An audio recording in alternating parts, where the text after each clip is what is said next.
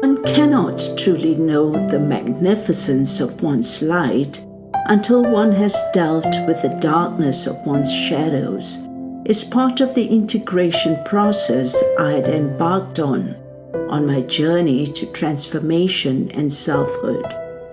It took me down the path of my inner work to reconnect with my true self or higher self. When thinking about shadow work, what comes to mind is the analogy of the lotus plant. It has its roots anchored in deep, muddy water, with its gorgeous, radiant flowers rising above the mud. Just like the lotus plant, when we rise above our own shadows, our limiting beliefs, our patterns, and projections of our fears onto others, we feel not only lighter and happier, but we begin to shine our light and radiance for the world to see. And in doing so, not only do our personal lives get better, but we are able to contribute in raising the collective consciousness of the planet. So, what is shadow work? Shadow work brings to surface what we disown and deny in ourselves, in others, and in our situations, the parts we do not like about ourselves. This inner work requires self-awareness in order to look at the root causes of our suffering through self-inquiry, self-reflection, and contemplation. This inner work requires us to re-examine our belief systems, attitudes, habits, social and cultural norms that may be limiting us and keeping us stuck in a rut or manifesting as self-sabotaging or self-destructive behaviors, as we see in addictive behaviors such as overeating, substance abuse, alcoholism, overconsumption of media and entertainment, consumerism, and workaholism. Understanding why we indulge in such behaviors that sabotage us is important. It requires understanding our shadow self, which is repressed in the subconscious mind. All of us carry shadow attributes in some form or another in our psyche. And these attributes can also manifest as rage, fear, sadness, depression, anxieties, phobia, or arrogance, to name a few. The mind, as Carl Jung, a Swiss psychologist, suggests, is a powerful tool that can be used to advantage to transform our reality. It has been described as a powerful computer that stores information we receive from the world. The mind is made up of both the conscious and the subconscious. The subconscious mind is where we receive and accept beliefs about ourselves from our family, teachers, friends, religion, social media, culture, and society at large as truth. And these become our core beliefs. Whether they are positive or negative, they become an important part of who we think and believe we are and the identity we display to the world. Unfortunately, the root causes of much of our pain, suffering, and self-destructive behaviors come from the negative emotions, beliefs, and trauma experienced in childhood.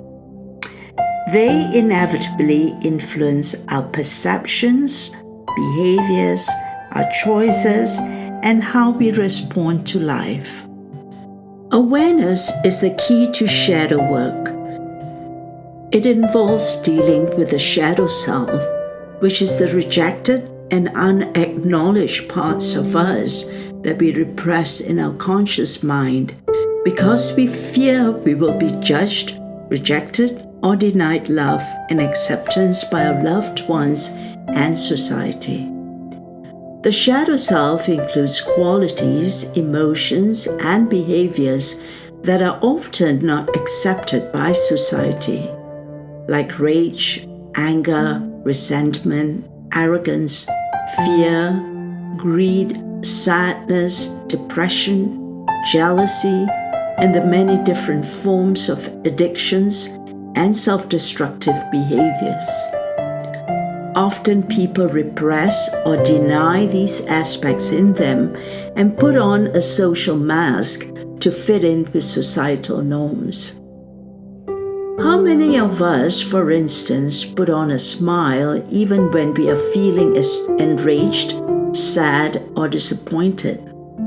How many of us tend to go along with ideas that we inwardly do not agree with, and even compromise our values in order to fit in with societal norms and peer pressure, pretending to be who we are not in an attempt to be like everyone else? And in the process, we lead unbalanced, unfulfilling, and inauthentic lives that separate us from our true, authentic self. When we are unbalanced, we tend to project what is in our subconscious mind onto others. These people unfortunately become a scapegoat for repressed emotions that can surface as rage, sarcasm, hostility, rudeness, bullying, abuse, addictions, deception, aggression, dependency, anxiety, depression, chronic fatigue, physical illness, and disease. They cause much inner turmoil, pain, and suffering for the individual and the people around them. So in order to lead a healthy, happy, and fulfilling life that is in alignment with our true, authentic self, what is repressed in our subconscious mind must be brought to consciousness to be integrated, transformed, and balanced into harmony. So how do we do that? The purpose of shadow work is not to deny our human emotions, but to acknowledge them, feel them, and understand where they are coming from in order to understand why we feel or behave the way we do. Why, for instance, do certain people annoy and irritate us? Why do we get so triggered by certain situations? Why do we lash out in anger at others? When we understand ourselves better through self-reflection, we begin to realize that relationships are often mirrors to our own inner state. To get to the root cause of limiting beliefs and habits, we must first learn to identify what they are and where they are coming from. For instance, if you're feeling a certain emotion or feeling sadness or deep anger and you do not know why you're feeling them, sit with those feelings without judgment, with a journal if possible, and ask these questions. Why am I feeling sad or angry? Or why am I feeling triggered? Or why am I feeling defensive? Where is it coming from? And what is it here to show me? No judgment, just feel gratitude for the emotions or triggers. They are showing us where we are not in balance and pointing us to a deeper understanding of why we behave the way we do. Repressed emotions will find a way to emerge, so the sooner we deal with them, the better our lives will be. Personally, I found the practice of meditation, which I've been doing for more than 30 years, focusing on my breath work to calm the central nervous system and to bring me into the present moment, and self-inquiry very useful in my transformational process. I've also found healing, solace, and upliftment in nature, in energy healing work, in reading, journaling, painting, and music. All these practices have helped me over the years to connect to my higher self. A person who is motivated by love and a desire to live a fuller, happier, and more meaningful life will take small steps to make the necessary changes in their beliefs, habits, and choices. As the saying goes, a journey of 1,000 miles begins with one step.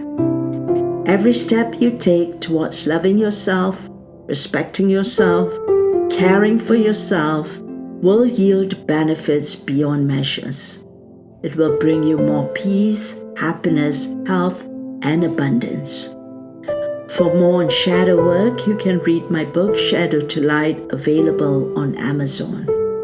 Thank you for watching.